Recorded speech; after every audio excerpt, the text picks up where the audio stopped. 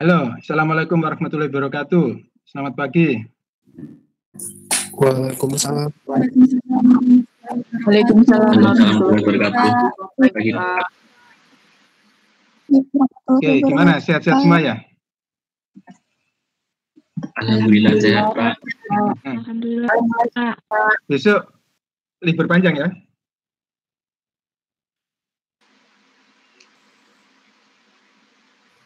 Iya, Oke. Pak.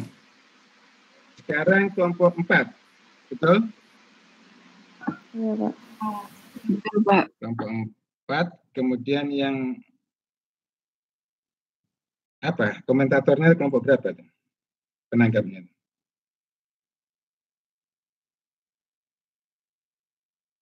Kelompok 1, Pak. Oh, ke kelompok 1 ya? Oke, silakan kelompok 4 kalau udah siap dengan materinya. Ini sudah hadir semua kelihatannya di Meet ini. Ya, tampilkan dulu.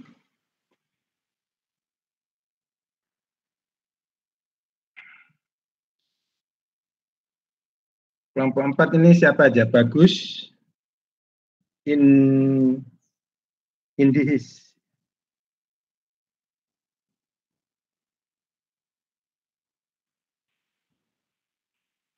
Melin, Siti, Safia, sama Wahyu ya? Iya, Pak.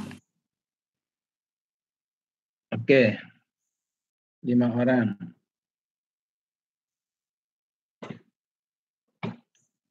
Apa sudah bisa dimulai, Pak? Silakan.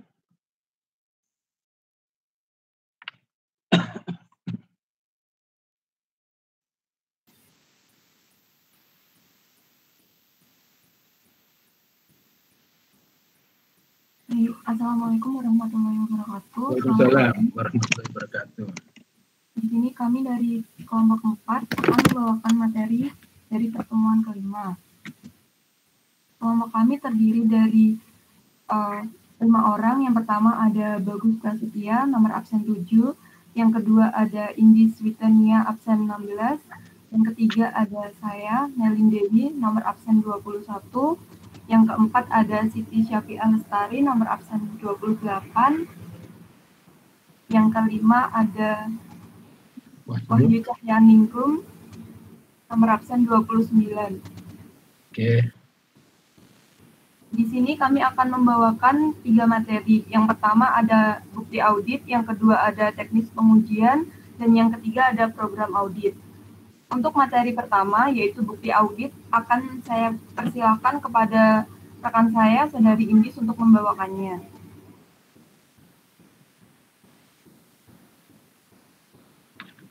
Baik, terima kasih, Melin. Selamat pagi semuanya. Apakah suara saya terdengar? Iya. Jelas. Baik. Pada kali ini saya akan menjelaskan mengenai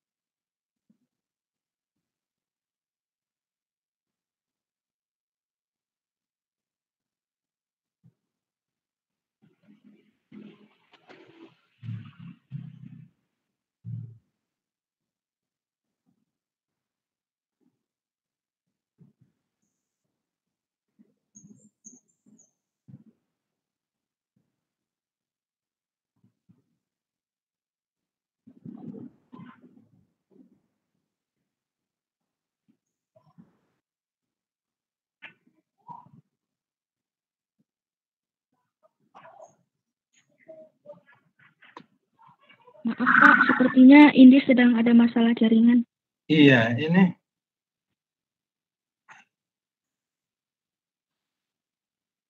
siapa? Indis gilirannya ya? Iya Pak, Indis. Oh iya, ya tadi ada notifikasi live gitu dia.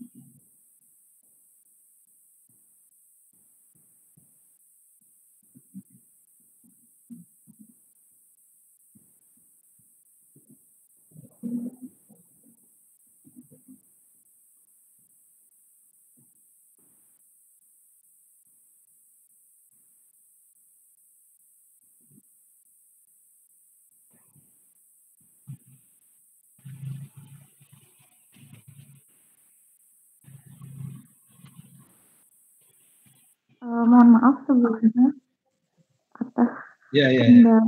Nggak apa-apa. Baik, akan saya lanjutkan. Yang pertama kita akan bahas mengenai pengertian dari bukti audit sendiri. Yang pertama, bukti itu merupakan suatu informasi yang digunakan untuk menentukan apakah informasi yang diaudit telah dinyatakan sesuai dengan kriteria yang ditetapkan atau belum. Sementara menurut standar audit 500, bukti audit merupakan informasi yang digunakan oleh auditor dalam menarik kesimpulan sebagai basis opini auditor. Jadi bukti audit ini merupakan suatu hal yang sangat penting bagi seorang auditor untuk menentukan opini apa yang akan diberikan oleh auditor terhadap klien yang diaudit tersebut. Next. Kemudian di sini kita akan membedakan mengenai bukti audit dengan bukti yang digunakan untuk profesi lain. Di sini kita menggunakan perbandingan 3 bukti. Yang pertama adalah eksperimen ilmiah untuk menguji obat. Yang kedua adalah kasus hukum seseorang dituduh mencuri. Yang ketiga tentunya adalah audit atas laporan keuangan. Dasar perbandingan yang pertama, kita akan melihat dari sisi penggunaan buktinya. Untuk eksperimen ilmiah sendiri, bukti-buktinya digunakan untuk menentukan pengaruh dari obat tersebut apakah memang menghasilkan sesuatu yang baik atau kurang baik. Kemudian untuk kasus hukum, bukti digunakan untuk memutuskan apakah si tertuduh tersebut memang bersalah atau tidak. Lalu untuk audit atas laporan keuangan, seperti yang sempat disebut tadi, penggunaan buktinya digunakan untuk menentukan apakah laporan keuangan tersebut telah disajikan secara wajar atau belum. Kemudian, untuk sifat bukti yang digunakan, untuk eksperimen ilmiah digunakan hasil pengulangan dari eksperimen. Karena untuk menghasilkan sesuatu kesimpulan yang memang tepat, tentunya digunakan beberapa percobaan yang diulang-ulang hingga menghasilkan kesimpulan yang sesuai dengan yang diinginkan oleh ilmuwan tersebut. Kemudian untuk kasus hukum, digunakan bukti dan kesaksian langsung dari para saksi dan pihak-pihak yang terlibat. Lalu untuk audit atas laporan keuangan, digunakan berbagai jenis bukti audit yang dihasilkan oleh auditor, pihak ketiga, dan klien. Untuk jenis-jenis bukti audit akan kita jabarkan di slide berikutnya. Kemudian untuk pihak yang mengevaluasi bukti, untuk eksperimen, yang mengevaluasi adalah ilmuwan. Lalu untuk kasus hukum, tentunya adalah pihak-pihak yang berada di lingkup hukum seperti juri dan hakim. Untuk audit atas laporan keuangan, dievaluasi oleh auditor. Kemudian, untuk kepastian kesimpulan yang diperoleh dari bukti, untuk eksperimen sendiri, itu bervariasi dari yang tidak pasti sampai hampir pasti. Lalu untuk kasus hukum seseorang yang dituduh mencuri, apabila bersalah, tentunya memang harus dipertimbangkan dengan layak sesuai dengan hukum yang berlaku. Kemudian untuk audit atas laporan keuangan, kepastian kesimpulan yang diperoleh dari bukti adalah memperoleh tingkat asuransi yang tinggi.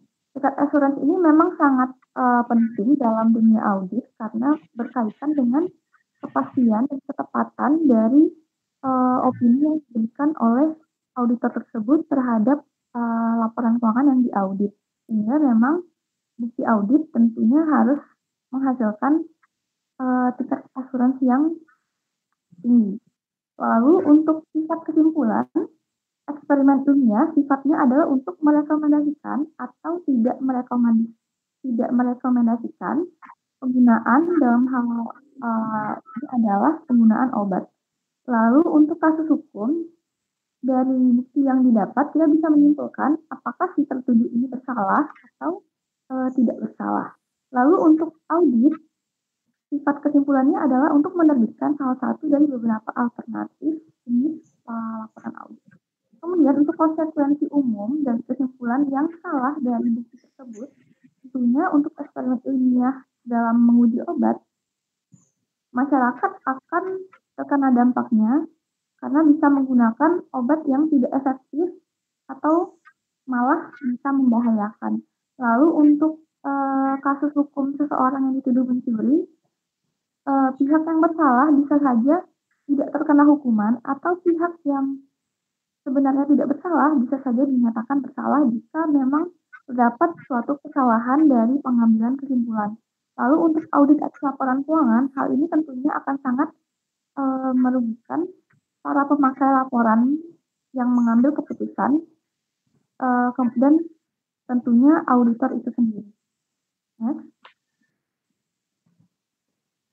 dalam hal ini ada beberapa keputusan bukti audit yang harus diambil oleh auditor. Yang pertama adalah prosedur audit apa yang akan digunakan oleh auditor.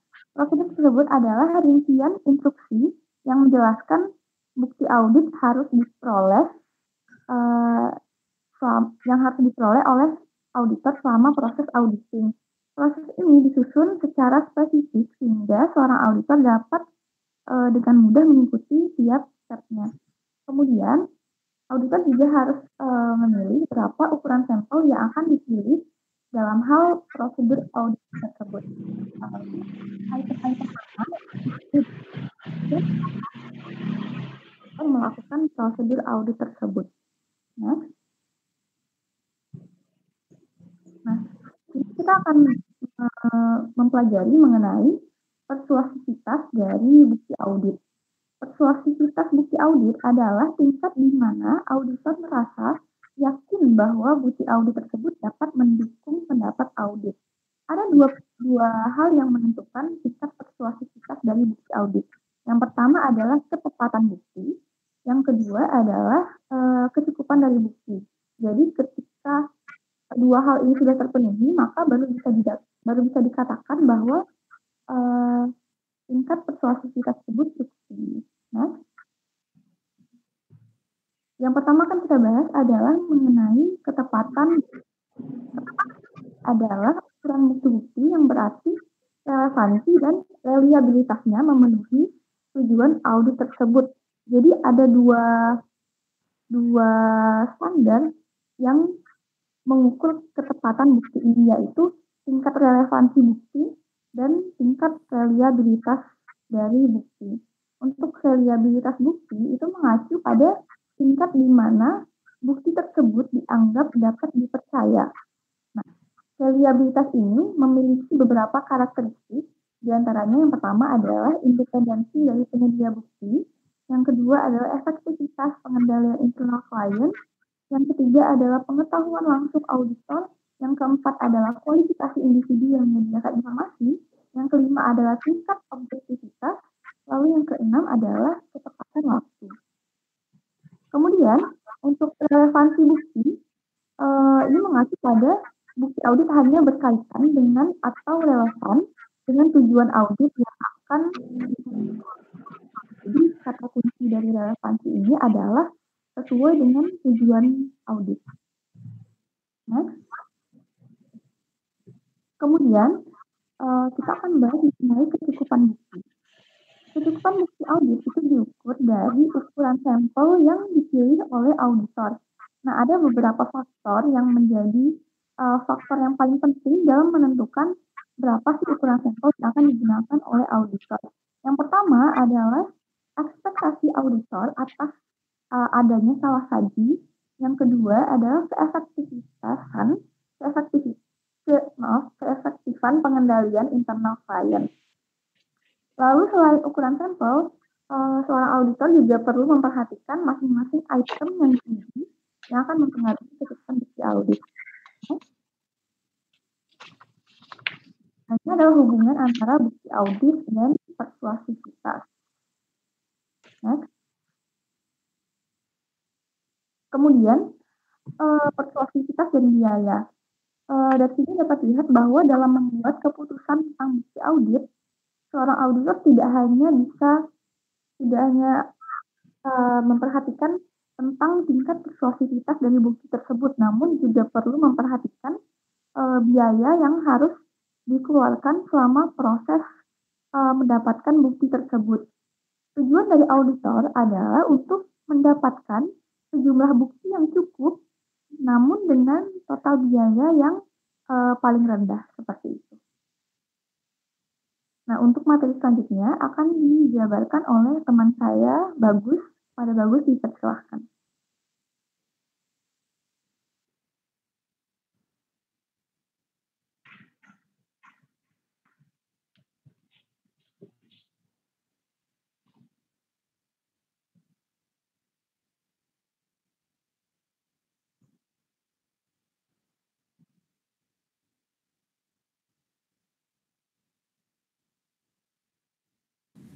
Halo. Selamat pagi. Apa suara saya terdengar? Terdengar tapi agak jauh. Kalau gini, Pak? Nah, iya, mendekat. Oke. Yang berikutnya mengidentifikasi dan menerapkan 8 jenis bukti audit. Sebelum itu kita perlu mengetahui hubungan antara standar auditing, jenis bukti, dan keempat keputusan bukti. Nah, bisa dilihat bagian tersebut auditing standar itu menepati top of the list dari akumulasi bukti, kemudian ada kualifikasi dan tingkah laku, kemudian pelaporan. Nah, untuk akumulasi bukti sendiri ada lagi tipe dari bukti, kemudian audit procedures. Nah, untuk tipe-tipe bukti audit sendiri, yang sebelah kiri itu ada physical examination, confirmation, documentation, analytical procedures, inquiries of client, recalculation, performance, observation. Nah, ini dijelaskan pada slide berikutnya. Oke, next. Nah, untuk yang pertama, pemeriksaan fisik, physical examination, itu perhitungan yang dilakukan oleh auditor atas aktiva, khususnya aset yang berwujud. Kemudian konfirmasi, menggambarkan penerimaan respon tertulis langsung dari pihak ketiga yang independen, yang memverifikasi keakuratan informasi yang diminta oleh auditor. Kemudian inspeksi. Inspeksi itu pemeriksaan oleh auditor atas dokumen dan catatan klien untuk mendukung informasi yang tersaji atau seharusnya tersaji dalam laporan keuangan. Kemudian prosedur analitis terdiri dari evaluasi informasi keuangan melalui analisis atas hubungan yang masuk akal antara data keuangan dan data non-keuangan. Kemudian wawancara dengan klien. Kemudian rekalkulasi. Rekalkulasi itu melibatkan pengecekan ulang atas sampel kalkulasi yang dilakukan oleh klien.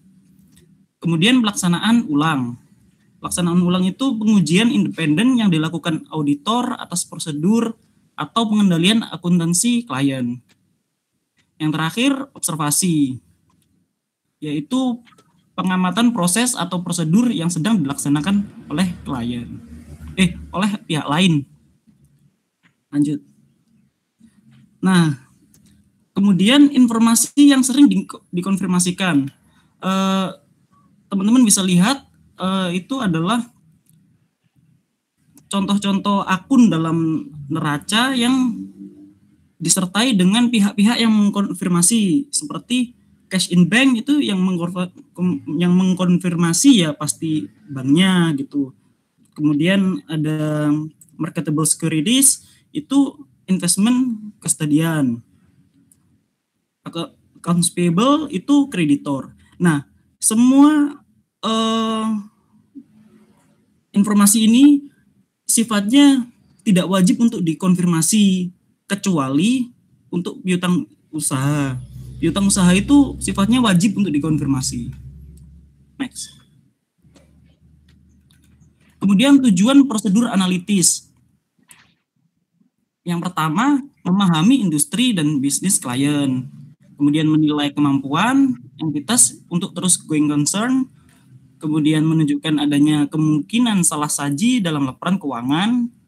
Yang terakhir, mengurangi pengujian audit yang terinci. Next. Kemudian ketepatan jenis bukti. Nah, gambar di bawah ini menunjukkan kriteria yang digunakan untuk menentukan apakah jenis bukti, apakah bukti audit itu tepat atau relevan atau reliabilitas. Nah, contohnya di sini kriterianya yaitu independence of provider. Informasi bukti audit itu apakah disediakan oleh orang yang independen. Kemudian effectiveness of clients internal controls. Kemudian auditors direct knowledge, qualification of provider, objective of evidence. Nah, yang 8 tadi contohnya di sini pemeriksaan fisik. Karena pemeriksaan fisik itu dilakukan oleh auditor sendiri, maka penyedia dari data pemeriksaan fisik tersebut merupakan orang yang sangat independen. Oleh karena itu di sini ditulis high. Gitu. Nah, yang lain bisa dibaca oleh teman-teman. Oke, next. Nah, kemudian di sini contoh penerapan dari jenis bukti pada 4 keputusan bukti yang tadi dijelasin oleh Mbak Indis. Nah, contohnya di sini observation. Observation di sini untuk nah, di audit procedure, auditor itu perlu mengobservasi karyawan dari klien yang melakukan perhitungan atas inventory atau menentukan apakah mereka itu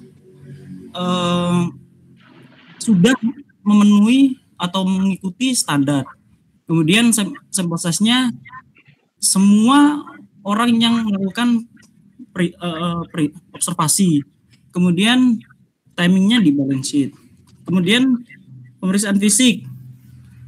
menghitung sampel dari inventory dan mengkomparasi kuantitas dengan deskripsi dari klien, apakah cocok atau tidak.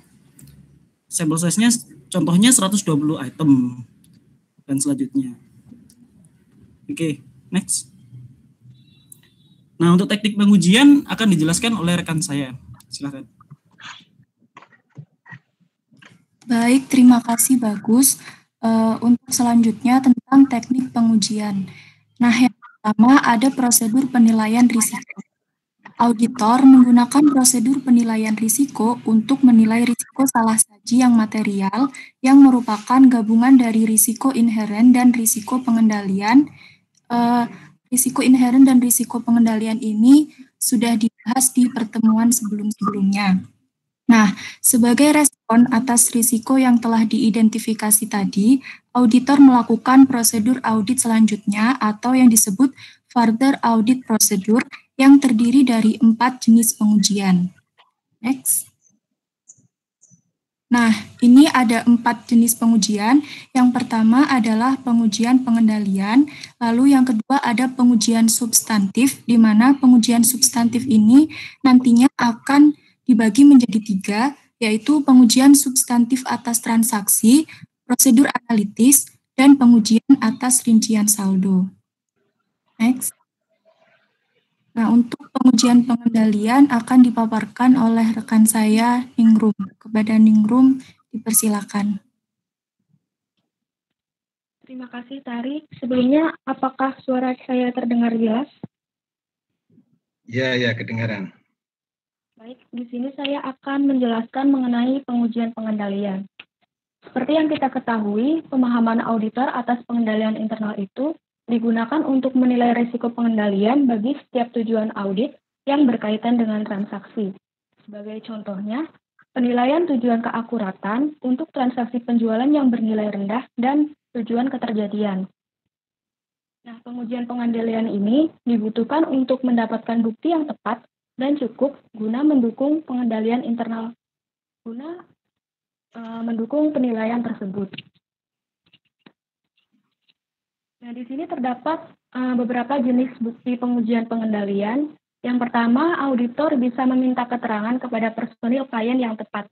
Misalnya, auditor dapat mewawancara atau meminta informasi kepada karyawan yang berkaitan dengan penjualan, berkaitan dengan transaksi penjualan. Yang kedua, ada memeriksa dokumen, catatan, dan laporan, lalu mengamati aktivitas yang berkaitan dengan pengendalian, dan yang terakhir, memeriksa ulang prosedur pengendalian.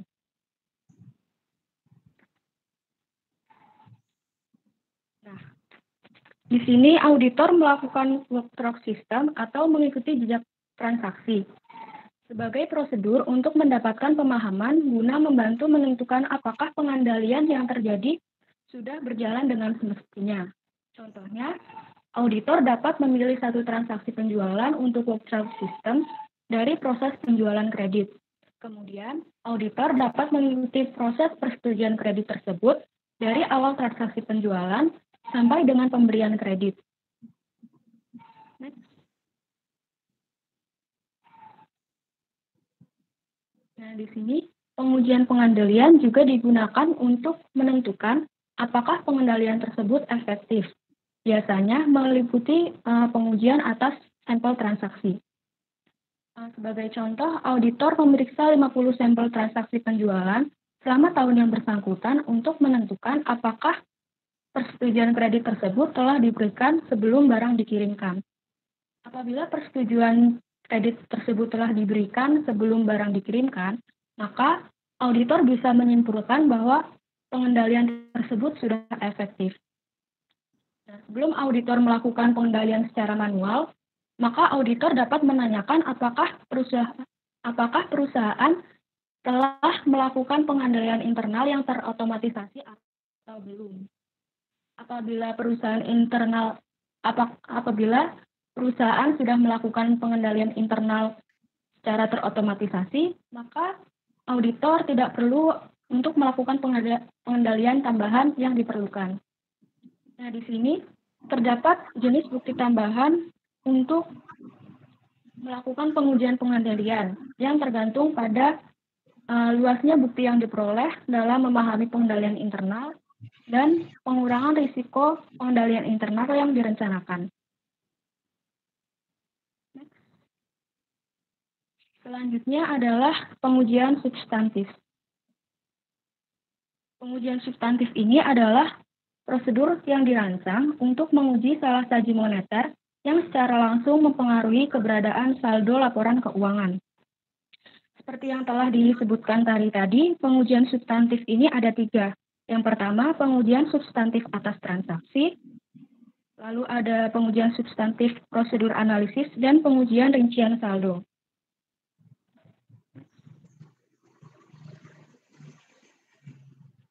Pengujian substantif atas transaksi atau substantive test of transaction digunakan untuk menetapkan apakah tujuan audit yang berkaitan dengan transaksi telah dipenuhi bagi setiap kelas transaksi. Jika semua transaksi sudah dicatat dengan benar dalam jurnal dan diposting dengan benar di buku besar, untuk memperhatikan tujuan audit dan berkaitan dengan transaksi, maka auditor dapat meyakini bahwa buku besar atas transaksi tersebut sudah benar. Selanjutnya saya kembalikan kepada Tari. Terima kasih Ningrum. Selanjutnya masih dalam bagian dari pengujian substantif, yaitu prosedur analitis atau analytical procedure. Prosedur analitis adalah suatu evaluasi hubungan data keuangan dengan data non-keuangan untuk memperoleh bukti audit melalui analisis perbandingan data-data tersebut. Nah, tujuan dari prosedur analitis ini yang pertama adalah untuk menunjukkan salah saji yang mungkin dalam laporan keuangan, dan yang kedua tentunya untuk memberikan bukti substantif. Next. Lalu, untuk waktu penggunaan prosedur analitis ini dibagi menjadi 3, yaitu ada tahap perencanaan, tahap pengujian, dan tahap penyelesaian. Yang pertama adalah tahap perencanaan digunakan untuk membantu perencanaan prosedur audit. Nah, prosedur analitis perencanaan audit ini ditujukan untuk meningkatkan pemahaman auditor atas bisnis klien dan mengidentifikasi bidang yang kemungkinan ada risiko. Jadi di sini maksudnya mengidentifikasi hal-hal seperti adanya transaksi atau peristiwa yang tidak biasa dan jumlah yang tidak sesuai. Lalu yang kedua pada tahap pengujian. Nah, pada tahap pengujian ini prosedur analitis ini tergantung pada pertimbangan auditor atas efektivitas dan efisiensi prosedur audit. Prosedur audit yang efektif dan efisien tentu akan auditor dalam menemukan salah saji yang material. Nah, biasanya prosedur analitis yang dilaksanakan selama tahap perencanaan dengan tahap pengujian ini ada perbedaan. Perbedaan ini terletak pada data yang digunakan. Misalnya, ketika auditor menghitung laba kotor, maka dalam tahap perencanaan, auditor itu akan menggunakan data interim atau data tengah tahun. Lalu, tahap pengujian atau pelaksanaan, auditor akan menggunakan data setahun penuh. Jadi di sini dapat terlihat perbedaannya, yaitu adanya data interim dan data setahun penuh. Lalu yang terakhir adalah pada tahap penyelesaian yang digunakan untuk membantu auditor dalam menilai kesimpulan yang diperoleh dan dalam mengevaluasi penyajian laporan keuangan secara menyeluruh. Next. Kemudian ada jenis-jenis prosedur analitis, ada 5. Yang pertama yaitu membandingkan data klien dengan industri. Tentunya industri di sini adalah industri yang sejenis, tujuannya untuk menilai kinerja dan bidang usaha klien. Lalu yang kedua, membandingkan data klien dengan data serupa pada periode sebelumnya. Yang ketiga, membandingkan data klien dengan data yang diperkirakan klien. Nah, maksud dari data yang diperkirakan klien ini adalah data anggaran yang pada awal tahun atau awal periode oleh klien. Yang keempat, membandingkan data klien dengan data yang diperkirakan auditor. Jadi, Sebelumnya itu, auditor sudah membuat estimasi berapa saldo akun yang seharusnya disajikan. Nah, estimasi ini didasarkan pada data historis dari klien. Dan yang terakhir adalah membandingkan data klien dengan hasil perkiraan yang menggunakan data non-keuangan. Nah, contohnya di sini saya mengaudit sebuah hotel. Nah, maka data non-keuangannya adalah berupa jumlah kamar dan tarif untuk setiap kamar. Nah, dari data non-keuangan itu bisa mengestimasi pendapatan yang akan diterima oleh klien dari semua kamar. Next. Selanjutnya adalah tentang pengujian rincian saldo atau test of details of balance. Nah, pengujian ini berfokus pada saldo akhir buku besar, baik untuk akun neraca maupun laporan laba rugi. Tetapi penekanan utamanya ada pada akun-akun yang ada di neraca. Pengujian terinci atas saldo ini memiliki tujuan untuk menetapkan kebenaran jumlah uang dari akun-akun yang berhubungan, sehingga dapat dikatakan sebagai pengujian substantif. Nah, contoh dari akun-akun yang berhubungan ini misalnya konfirmasi saldo pelanggan menyangkut piutang usaha, pemeriksaan fisik persediaan, dan pemeriksaan laporan vendor terkait utang usaha. Lalu, untuk luas pengujian rincian saldo ini bergantung pada hasil pengujian pengendalian, pengujian substantif atas transaksi, dan prosedur analitis dari akun-akun yang bersangkutan. Apabila auditor itu dalam pelaksanaan prosedur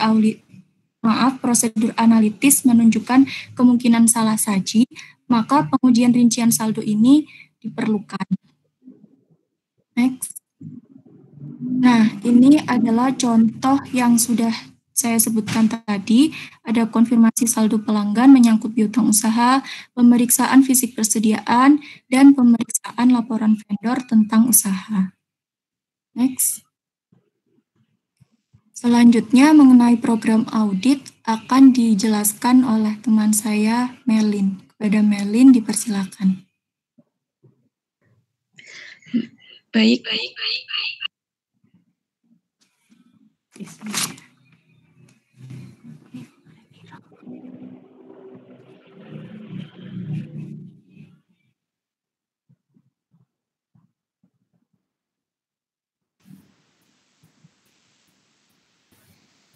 Baik, selanjutnya saya akan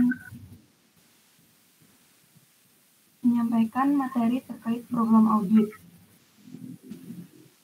Yang pertama, program audit itu merupakan cara untuk mengatur secara sistematis prosedur audit yang akan dilaksanakan selama audit berlangsung.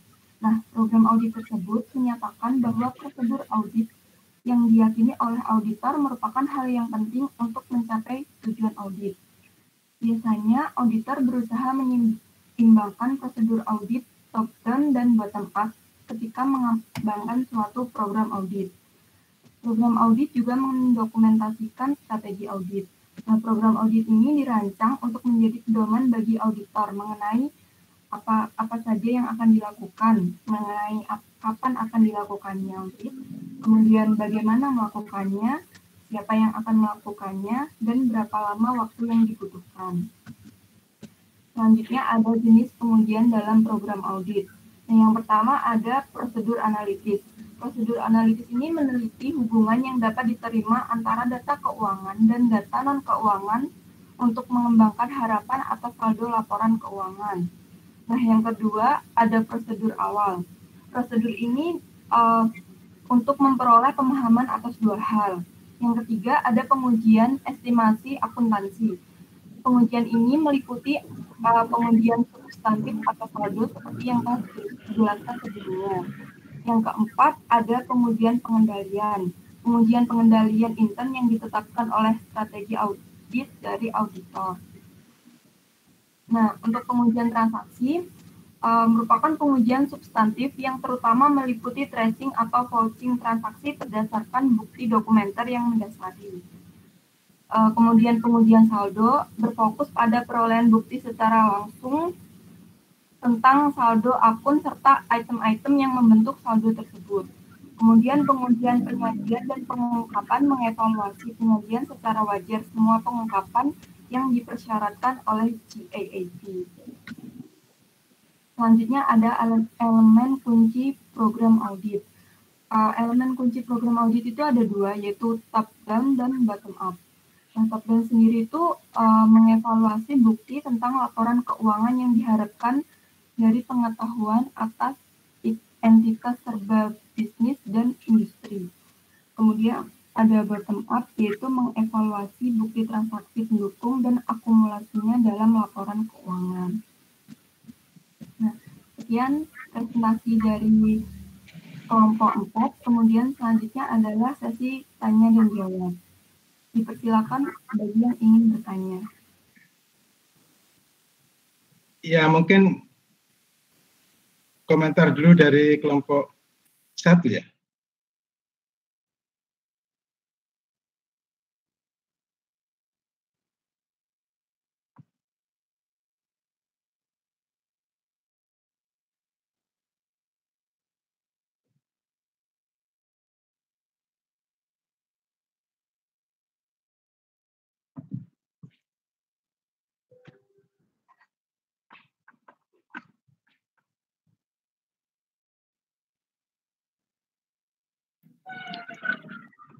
Ya, silakan komentarnya dulu.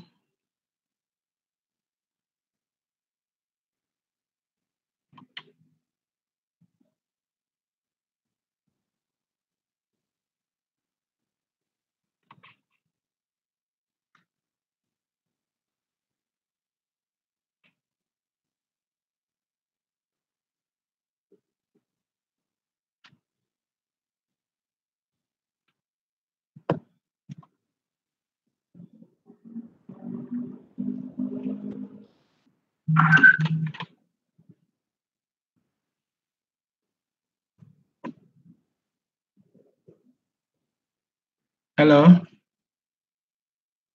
Halo. Mana ini? Kan nama saya Ruth Natalia.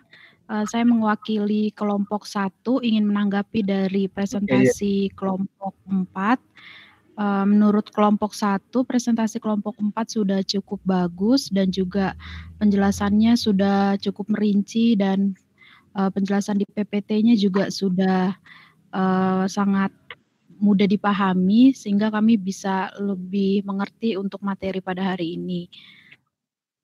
Dan untuk pertanyaannya yang ingin saya tanyakan adalah dari 8 jenis bukti audit tadi, bukti audit apakah yang paling relevan dan paling dapat diandalkan untuk digunakan? Dan ada nggak sih situasi di mana bukti-bukti tersebut kurang bisa diandalkan dan contohnya seperti apa? Apakah sudah dipahami kelompok 4? Bentar ya, tunggu untuk dicatat, kalau enggak diulangi nanti.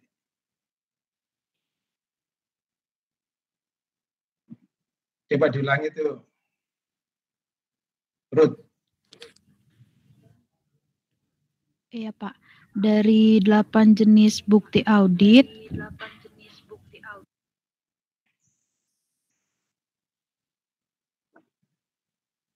bukti apakah yang paling relevan dan paling dapat diandalkan untuk digunakan, dan ada nggak sih situasi di mana bukti tersebut kurang bisa diandalkan dan contohnya seperti apa?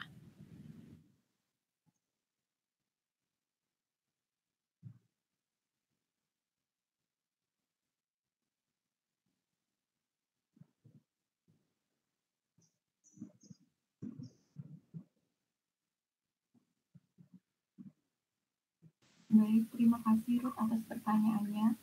Kemudian dipersilakan untuk penanya selanjutnya.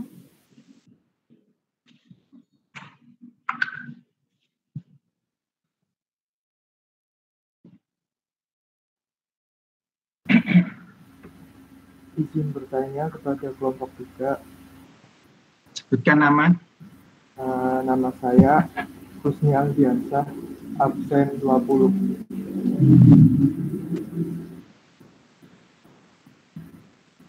Nah, di masa pandemi ini kan segala aktivitas dibatasi. Apakah pengumpulan bukti audit ini juga terkena dampaknya? Misal seperti mempengaruhi kinerja dalam pengumpulan bukti audit atau dalam memperoleh bukti audit itu sendiri.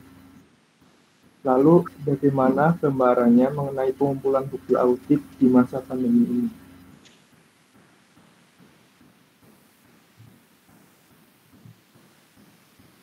Terima kasih.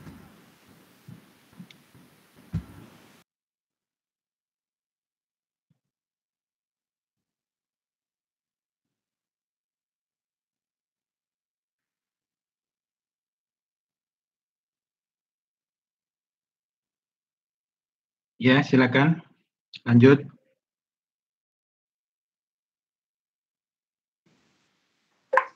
Izin bertanya, Kak. Iya. Nama saya Ainindya, nomor absen 3.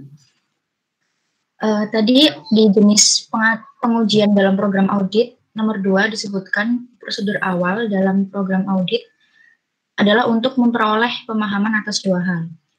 Nah, belum dijelaskan tadi 2 hal itu apa aja ya?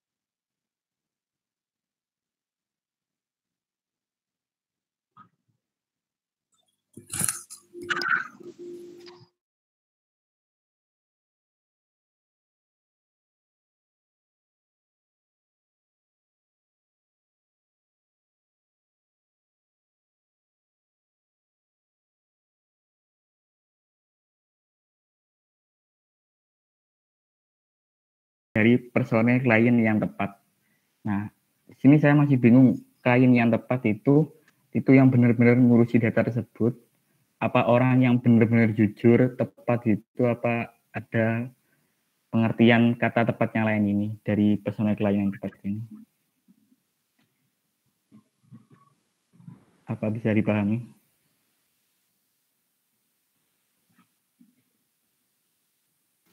Sudah, terima kasih Aiman atas pertanyaannya. Terima kasih teman-teman.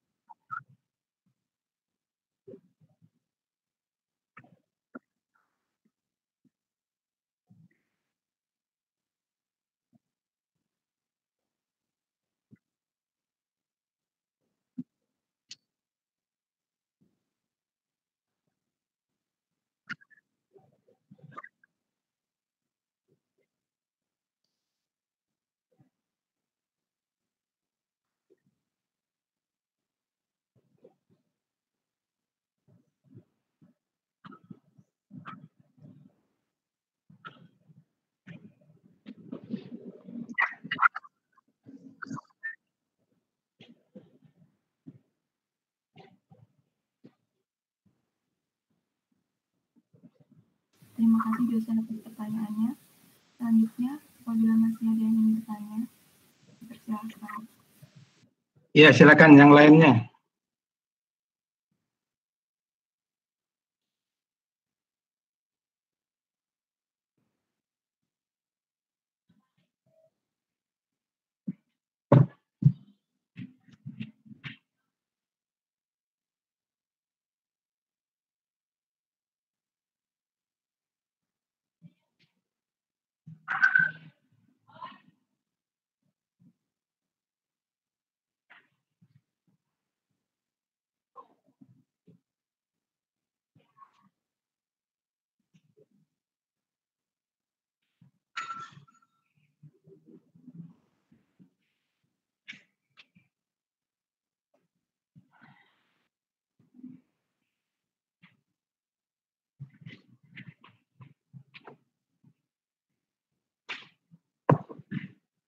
Izin bertanya, Pak.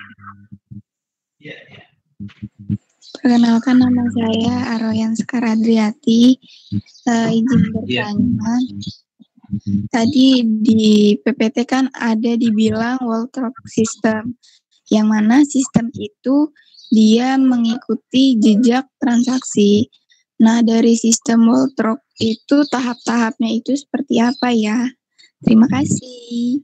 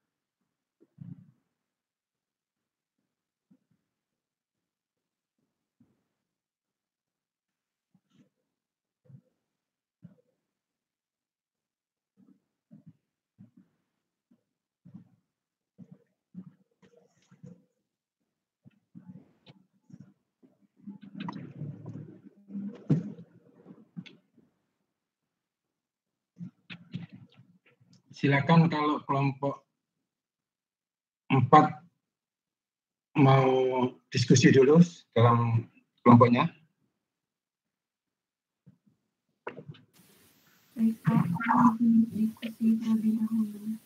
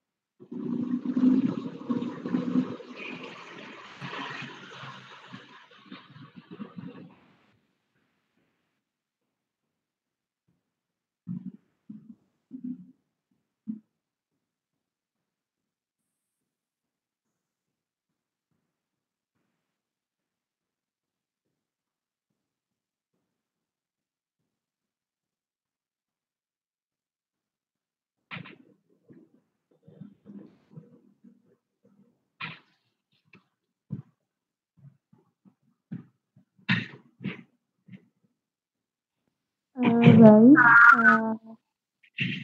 memang sudah tidak ada pertanyaan, maka kami akan meneruskan ke menjawab. Untuk pertanyaan pertama, yaitu dari Ruth. Dari 8 jenis bukti audit, bukti apa yang paling relevan dan dapat diandalkan? Lalu adakah situasi ketika bukti tersebut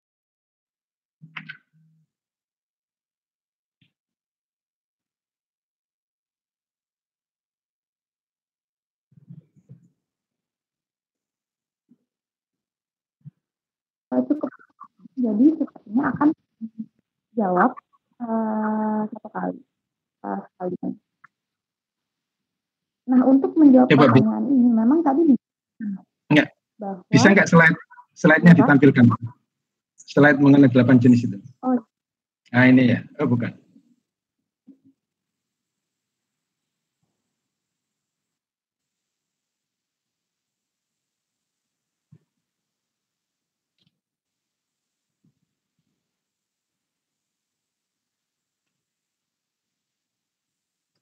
Nah, ini.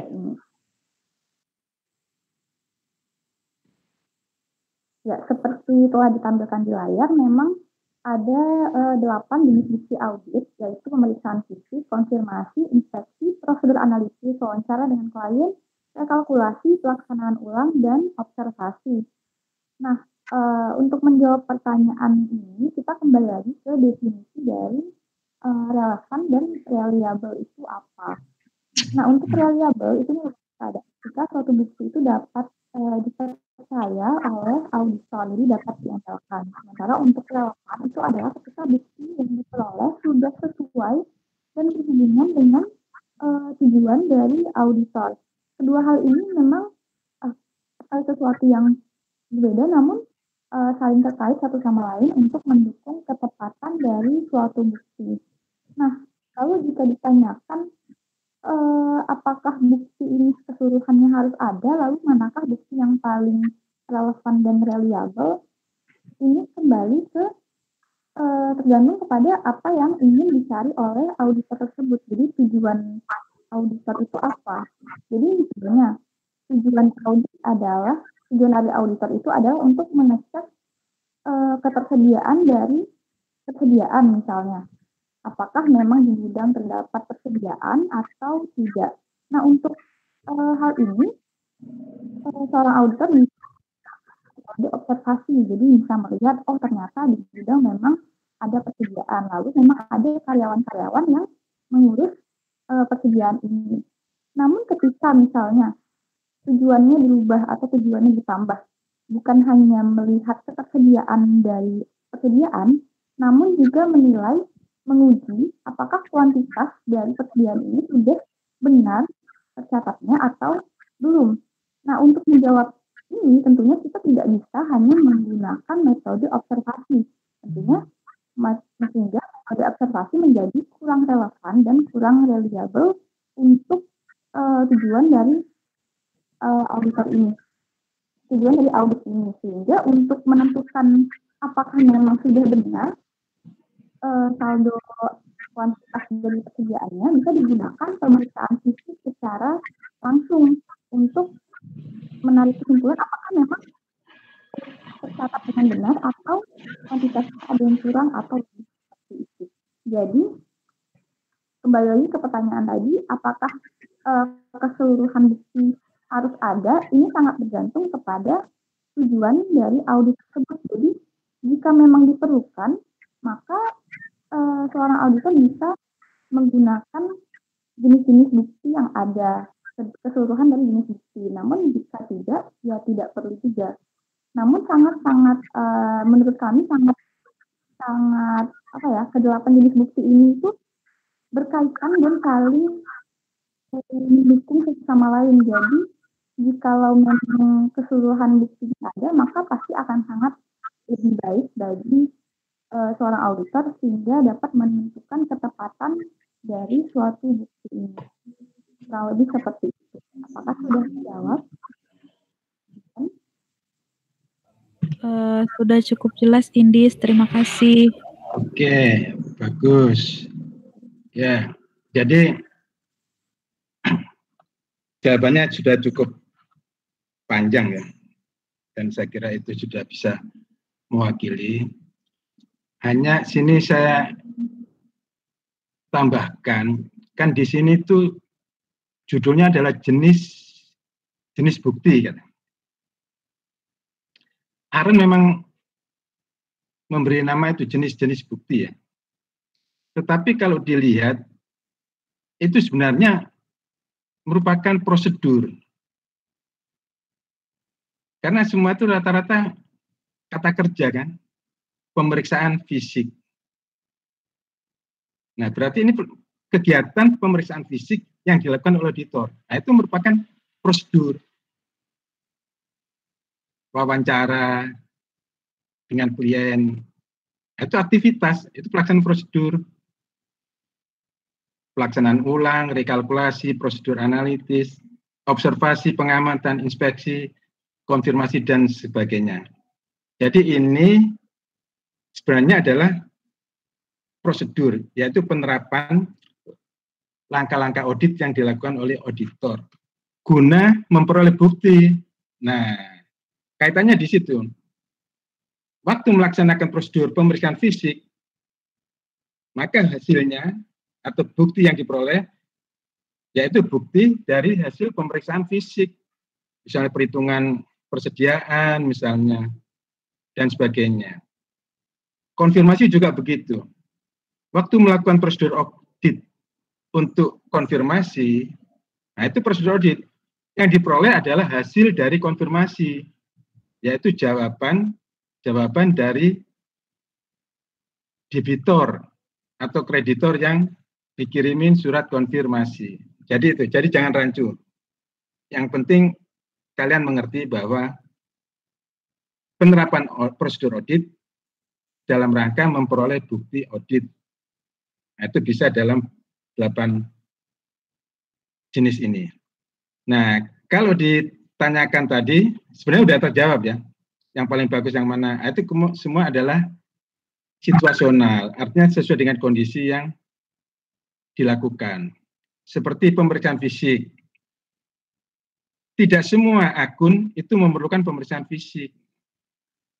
Konfirmasi juga begitu. Jadi masing-masing ini diterapkan sesuai dengan kondisi yang ada di lapangan, sesuai dengan kebutuhan, dengan prinsip tadi itu, reliable, ya, dan relevan. Artinya tindakan yang dilakukan itu adalah relevan sesuai dengan tujuan audit, kemudian reliable itu mengenai kualitas daripada hasil atau bukti yang diperoleh nantinya. Ya, saya kira itu dulu tambahnya. Silakan lanjut yang lain.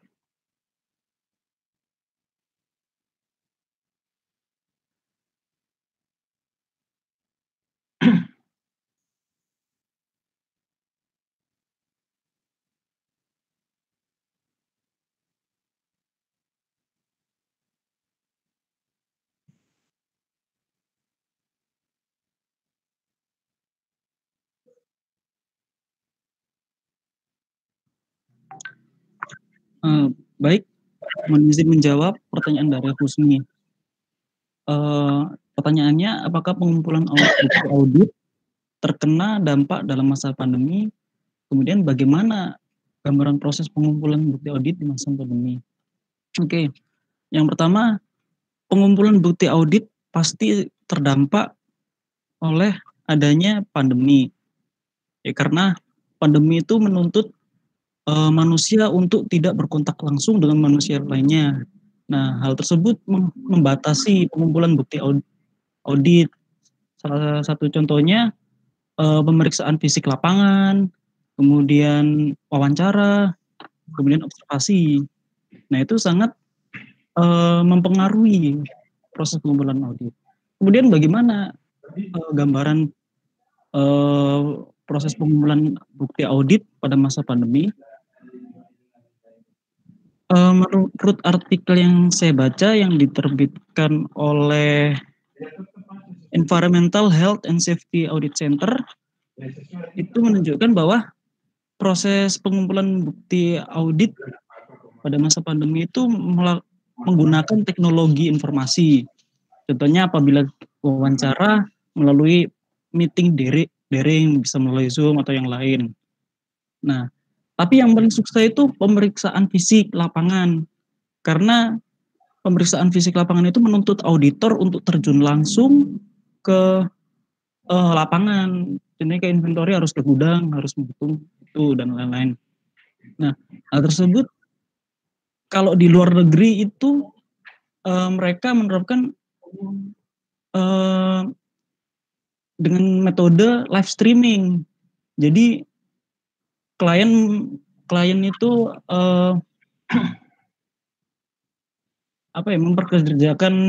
memperkerjakan karyawan untuk menghitung. Nah, itu diawasi melalui live streaming oleh auditor. Nah, tapi kalau menurut saya itu kalau di Indonesia pemeriksaan lapangan itu masih bisa dilakukan dengan terjun langsung ke lapangan, tetapi dengan menerapkan protokol kesehatan. Tuh. Kemudian untuk bukti-bukti yang lain kayak seperti konfirmasi itu bisa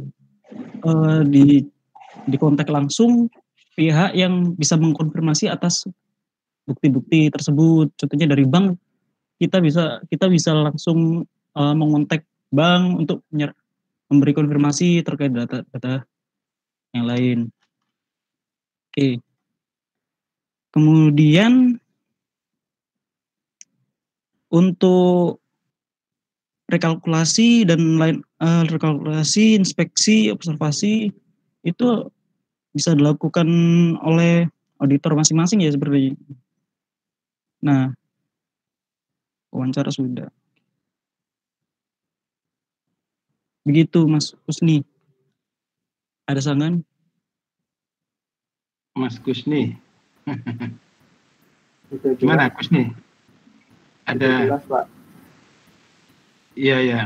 Jadi memang yang paling terkena dampak dari pandemi ini, tadi seperti yang sudah dijawab tadi, itu masalah kontak langsung ya. Karena memang kalau kita tahu secara umum lah protokol kesehatan dalam rangka mencegah pandemi COVID ini kan masker, jaga jarak, satunya lagi apa? 3K. Masker, pakai masker, jaga jarak, dan ya cuci tangan dan sebagainya itulah ya. Tapi yang di sini itu adalah jaga jarak ini. Sehingga untuk bukti audit yang proses pengumpulannya memerlukan adanya interaksi langsung, nah ini yang perlu dipertimbangkan. Nah tadi sudah dikatakan bisa dengan apa tadi itu virtual dan sebagainya ya. Artinya ini auditor harus memanfaatkan IT ya, teknologi informasi sejauh yang bisa dilakukan dalam pengumpulan bukti untuk prosedur-prosedur yang tidak bisa dilakukan karena pandemi ini. Nah, itu mengenai pengumpulan buktinya. Tetapi kalau untuk auditnya sendiri secara keseluruhan, itu dampaknya cukup banyak juga, ya. Karena apa? Akibat COVID ini, sebagian besar perusahaan itu kan pasti terganggu lah aktivitas usahanya. Nah, maka ini auditor harus juga cermat dalam menilai masalah kelangsungan usahanya. Bagaimana itu? Jadi saya kira kuncinya di situ. Untuk pengumpulan bukti, auditor harus menggali, artinya menggunakan IT secara optimal sesuai dengan kondisi yang ada, dan juga bisa mencari prosedur audit alternatif lainnya untuk bisa mengganti prosedur audit yang tidak bisa dilakukan karena adanya pembatasan dalam pandemi ini. Ya, saya kira itu dulu. Terima kasih, Pak. Iya. Terima kasih, Pak.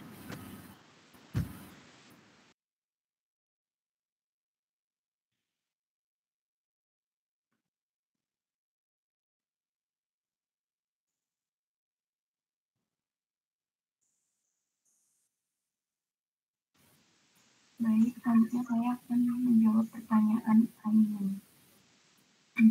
Pertanyaannya, di prosedur awal dalam program audit, kan ada pemahaman atas dua hal. Nah, apa saja pemahaman itu?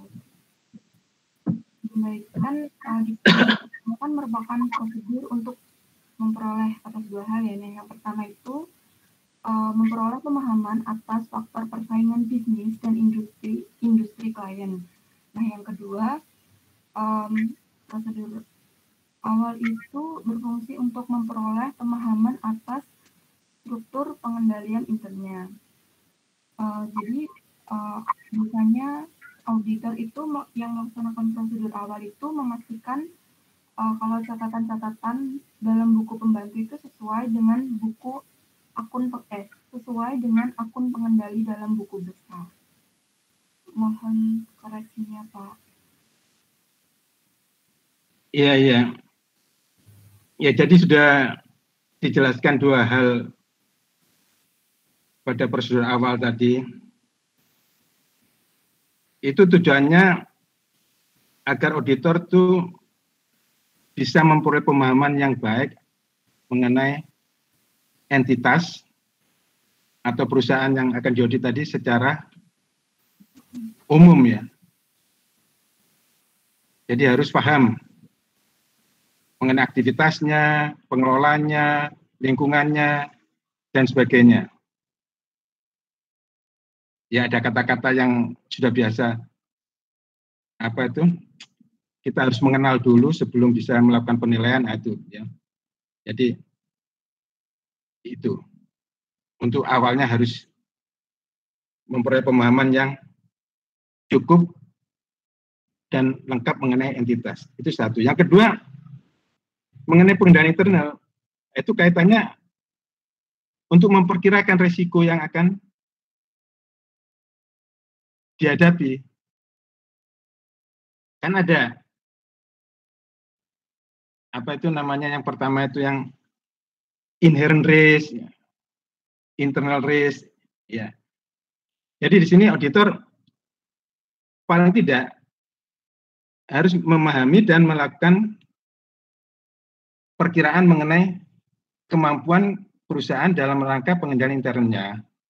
Karena ini nanti dijadikan dasar untuk menentukan prosedur audit yang akan dilakukan, termasuk juga materialitas, ya.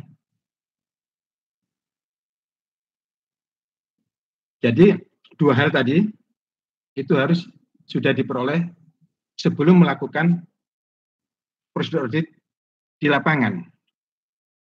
Kalau ternyata dalam pelaksanaan auditnya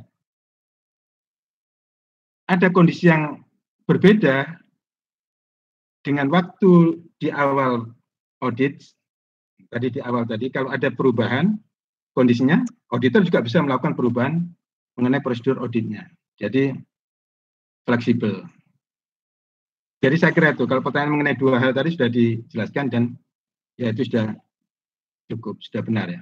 Ya silakan yang lain. Baik, selanjutnya saya akan menjawab pertanyaan dari Aiman mengenai jenis bukti pengujian pengendalian meminta keterangan dari personil klien yang tepat. Nah, di sini maksud dari meminta keterangan dari personil klien yang tepat itu, auditor dapat meminta informasi kepada karyawan dari klien yang berhubungan dengan transaksi yang akan diaudit. Misalnya ketika akan melakukan audit terhadap penjualan, maka kita dapat meminta informasi tersebut kepada karyawan yang bertugas dalam bidang penjualan. Atau misalnya jika kita ingin mengaudit terkait kas, kita bisa meminta informasi kepada pihak yang menerima kas atau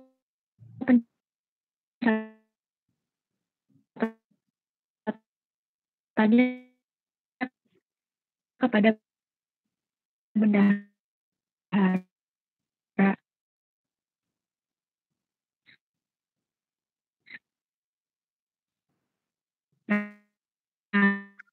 Namun dalam hal ini karyawan yang jujur juga penting untuk pelaksanaan proses audit ini, karena ketika karyawan tersebut tidak jujur, maka dari mohon koreksinya.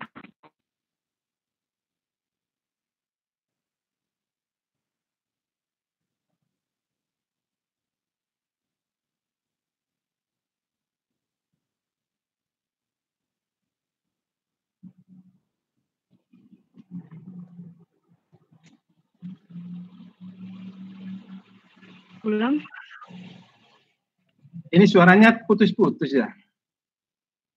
Sekarang masih putus-putus, Pak. Nah, ini enggak kalau ngomong tadi coba sih. Baik, saya akan mengulang jawaban pertanyaan dari Aiman. Atau coba Aiman, apa sudah jelas apa enggak tadi yang disampaikan? Belum jelas, Pak. Nah, belum. Ya, coba diulang. Ya, mengenai jenis bukti pengendalian. Mengenai jenis bukti pengendalian, meminta keterangan personil klien yang tepat. Maksudnya bagaimana? Maksudnya adalah personil klien yang tepat ini adalah karyawan yang berhubungan dengan bidang transaksi yang akan diaudit. Misalnya, ketika akan melakukan audit terhadap penjualan, maka auditor dapat meminta informasi terkait dengan penjualan tersebut kepada karyawan yang bertugas pada bidang penjualan. Atau apabila kita ingin meminta informasi terkait penerimaan kas, maka kita bisa meminta informasi tersebut kepada karyawan yang menerima atau bertugas memberikan atau membayar transaksi, dan catatannya dapat diminta ke bendahara. Nah, namun karyawan yang jujur juga penting dalam proses audit ini, karena ketika karyawan yang dimintai informasi tersebut tidak memberikan informasi yang benar, dapat berpengaruh pada hasil. Apakah sudah jelas? Oke, udah paham, udah jelas. Iya. Tadi yang jawab Wahyu ya?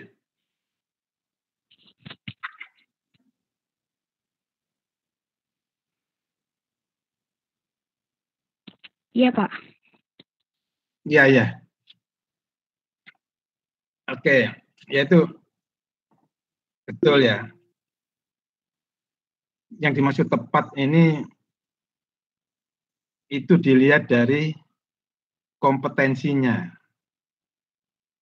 Kalau syarat auditor kan auditor itu harus kompeten juga. Itu untuk auditor.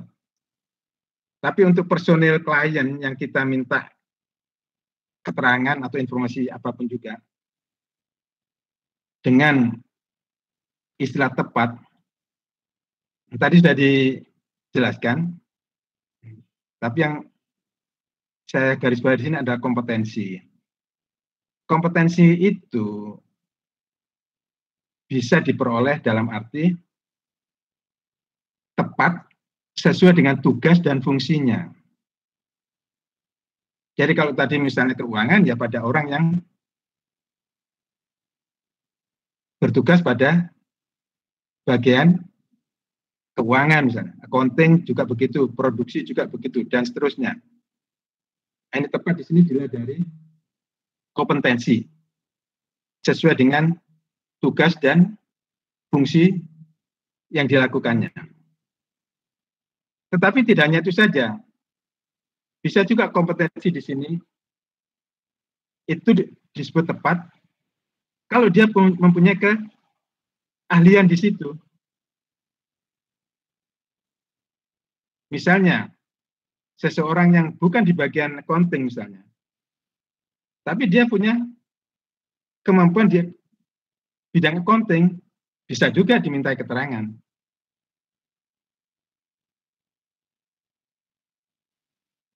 Untuk apa? Nah, untuk adanya cross check, cross information. Karena tadi dikatakan oleh Wahyu tadi, itu harus orang yang jujur. Kalau tidak jujur akan istilahnya menyesatkan, kan kasarnya gitu. Tapi kita kan tidak bisa mengukur apakah seseorang itu jujur atau tidak, nggak bisa. Ya kita asumsikan aja bahwa penjelasannya atau keterangannya itu benar. Untuk itu diperlukan cross check dari sumber-sumber yang lain untuk hal yang sama. Nah ini, kalau ternyata dari hasil cross check tadi informasinya sama, berarti sudah dapat dibenarkan. Tapi kalau hasilnya berbeda, nah, maka kita bisa mempertanyakannya lagi, bisa juga mencari keterangan dari pihak yang lain,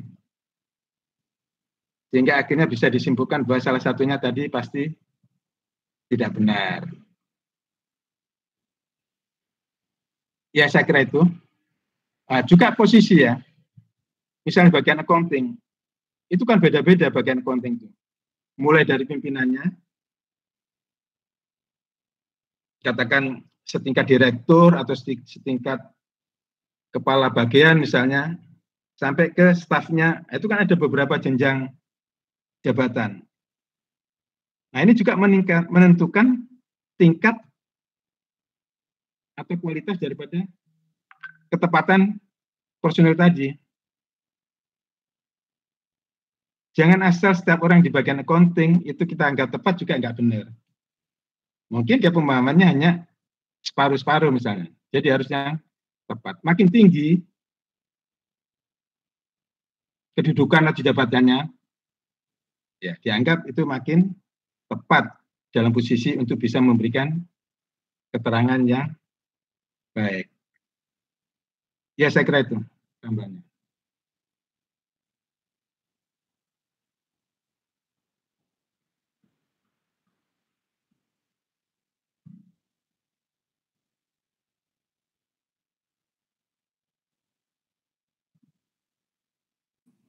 Baik, selanjutnya adalah menjawab pertanyaan dari Jose.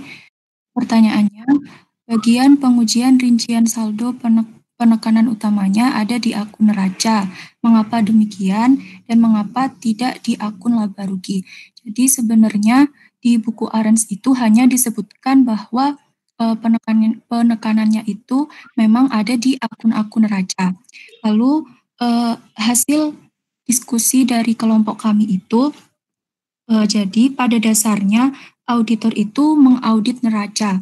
Selain itu ketika contohnya ketika auditor itu mengaudit siklus penjualan. Nah di siklus penjualan ini akun-akun yang terkait penjualan itu juga berhubungan dengan neraca seperti akun kas, akun piutang, dan akun persediaan. Jadi di sini yang lebih ditekankan adalah pada akun-akun yang terdapat pada neraca. Selain itu, jika kita lihat lagi, net income yang ada di laporan laba rugi itu nantinya juga akan masuk ke neraca bagian ekuitas.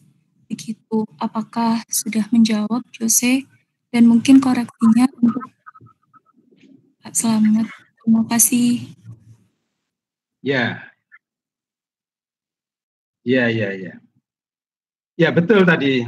Hanya ada satu statement tadi bahwa yang diaudit itu hanya akun neraca. Itu yang kurang benar ya. Kalau yang diaudit itu semuanya, termasuk juga akun laba rugi. Hanya itu kok hilang tadi. Coba pertanyaan. Ya.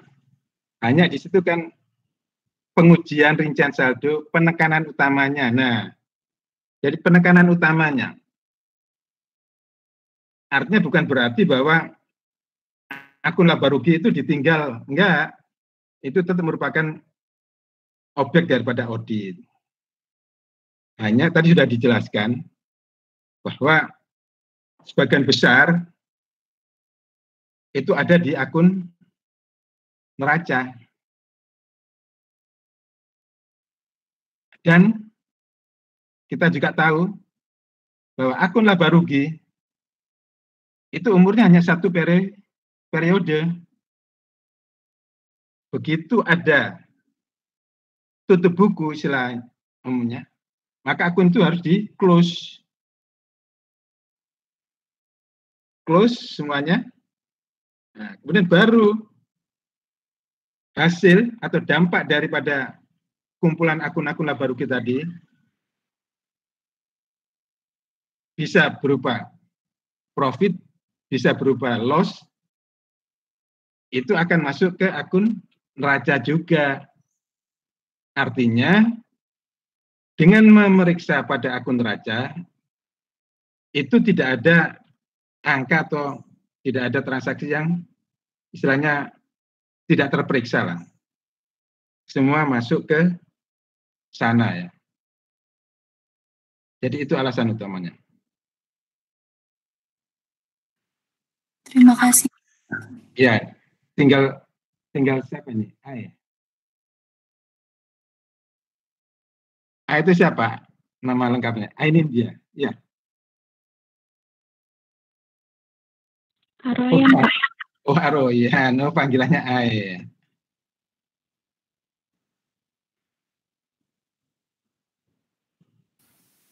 Baik, saya akan menjawab pertanyaan dari Aroyan. Pertanyaannya adalah, seperti apa tahap-tahap dari sistem walkthrough? Nah, sistem walkthrough itu kan sistem yang mengikuti jejak transaksi kan. Nah, contohnya begini. Yang pertama, auditor itu memilih satu transaksi dari transaksi penjualan untuk walkthrough sistem dari proses persetujuan kredit. Nah, setelah itu baru mengikuti proses persetujuan kredit. Jadi tahapnya itu diikuti dari awal transaksi penjualannya sampai diberikan persetujuan kredit tersebut. Apakah sudah menjawab?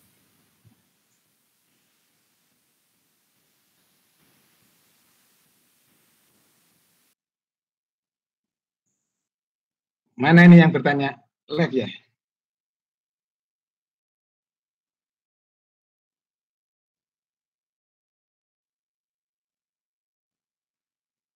Halo? Iya, Pak. Gimana? Atau perlu diulang? Belum dengar tadi? Putus-putus, Pak, di saya. Oke. Coba diulang lagi itu. Putus-putus penerimanya. Baik, saya ulangi ya. Jadi kan walkthrough sistem itu kan dia mengikuti jejak transaksi kan. Nah, contohnya itu yang pertama itu auditor itu bisa memilih satu transaksi penjualan untuk walkthrough sistem dari proses persetujuan kredit. Jadi tahap awalnya itu dia mengikuti proses persetujuan kredit itu dari awal transaksi penjualan sampai diberikannya kredit. Apa sudah jelas? Baik, sudah jelas. Terima kasih. Ya, jadi gini, ini kan dalam rangka evaluasi atas pelaksanaan pengendalian intern yang ada. Bisa salah satunya dengan walkthrough system. Walkthrough itu sebenarnya ya jalan pintas ya, artinya kayak shortcut atau apa gitu ya. Kan ada juga itu seperti walkthrough interview. Jadi suatu perusahaan dalam rangka untuk rekrutmen karyawan, maka dia melakukan walkthrough interview. Artinya yang di interview ya itu tidak banyak, tidak dalam seperti pengumuman di surat kabar yang mungkin bisa ratusan atau ribuan orang mendaftar. Nah, itu enggak. Mungkin dia hanya beberapa, misalnya 5 atau 10. Nah, kemudian dari situ langsung diwawancarai dan akhirnya langsung bisa diambil keputusan. Bisa langsung di situ, bisa juga nanti disampaikan ke masing-masing. Tapi intinya interview yang dilakukan dengan langsung ya, sehingga hasilnya bisa diperoleh dalam waktu yang singkat. Nah, itu waktu. Kalau yang di sini, dalam audit ini, waktu sistem ini, itu auditor melakukan tracing ya, tracing penelusuran atas pelaksanaan suatu aktivitas, misalnya aktivitas pembelian misalnya, atau penjualan. Mulai dari awal katakan pembelian. Siapa yang melakukan ide pertama kali untuk pembelian? Apakah bagian pembelian, apakah bagian produksi? Nah, kemudian ide atau keinginan tadi ditulis di dokumen apa? Kemudian teruskan kemana? Misalnya dari bagian produksi minta ke bagian pembelian dengan membuat surat permintaan pembelian, purchase requisition, kemudian bagian pembelian mengolah dengan persetujuan dulu dari kepala bagian pembelian, dan juga mungkin bisa juga minta informasi dari gudang dan seterusnya. Akhirnya dibuatlah order pembelian, ya. Order pembelian dikirim, kemudian barang diterima, siapa yang menerima. Nah, ini semua diuji, dinilai oleh auditor. Dari mulai awal sampai akhir, melibatkan siapa saja, apa saja aktivitasnya, apa saja dokumennya. Nah, dari situ baru diambil kesimpulan pengendalian intern atas prosedur pembelian sudah sesuai atau belum. Kalau belum, gimana, adanya kekurangan, dan seterusnya. Dan itu bisa dilakukan pada semua aktivitas. Ya, saya kira itu tambahannya. Sudah tidak ada tambahan lagi?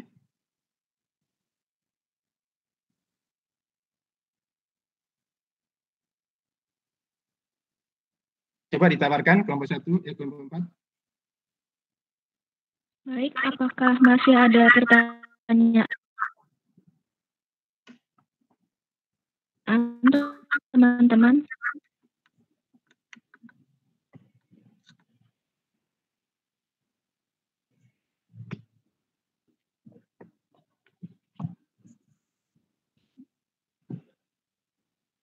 Saya kira semua sudah nggak bersemangat karena mau liburan ini ya.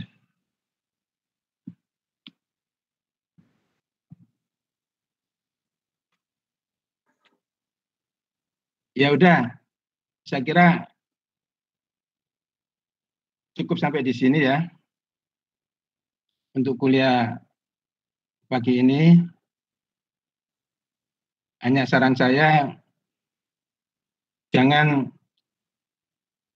cepat puas dengan materi yang dibahas karena waktunya memang sangat singkat. Apalagi sebenarnya ini kan berapa topik tadi. Mulai dari bukti, audit, eviden ya. Eviden aja kalau yang normal itu 1 tatap muka ya. Kemudian masalah pengujian. Dan kemudian satu lagi masalah audit program. Jadi silakan pelajari dari buku-buku yang ada, AREN maupun yang lainnya, sehingga kalian bisa memperoleh pemahaman yang lebih baik, sehingga nanti dapat menjawab pertanyaan-pertanyaan dalam ujian dengan baik pula. Ya, saya kira itu cukup sampai di sini. Selamat berlibur, jaga kesehatan, sampai ketemu nanti. Assalamualaikum warahmatullahi wabarakatuh dan selamat pagi.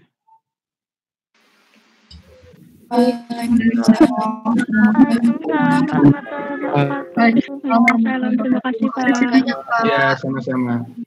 Sama-sama. Ya.